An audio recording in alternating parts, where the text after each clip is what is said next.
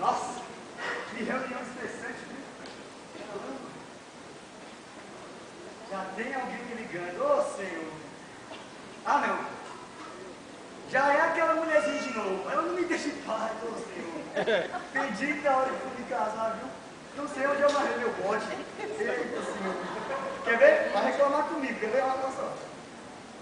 Oi, meu. Oi, homem. Onde é que você está? O que está fazendo, seu inseto, que não chegou até agora? Eu estava trabalhando, estive em reunião. Concluí agora, tá? Oh, meu Deus.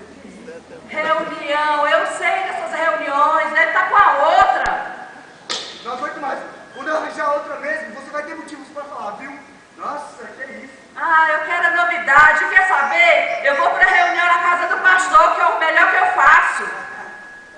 Vai lá, senhora santidade.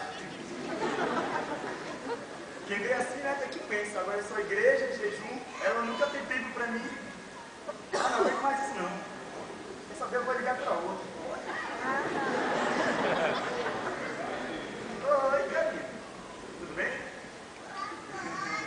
Que bom. Quer saber se você lembra de mim? Sou eu. Nossa, que bom. Karina, eu tô te ligando pra te convidar pra sair. Você quer jantar comigo hoje? Não, que bom.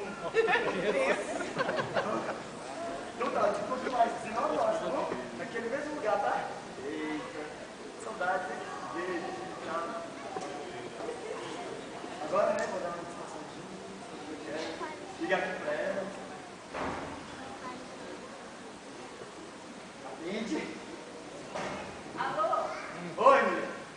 Ó, quero te avisar que você não precisa me esperar hoje não, tá? Vou chegar bem mais tarde.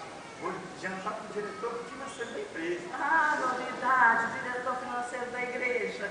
Até parece que eu sei que você vai estar com a outra. Ai, não, mulher, ó, quer saber? Tchau, tchau, tchau. Eu não te aguento mais, nossa. Ai.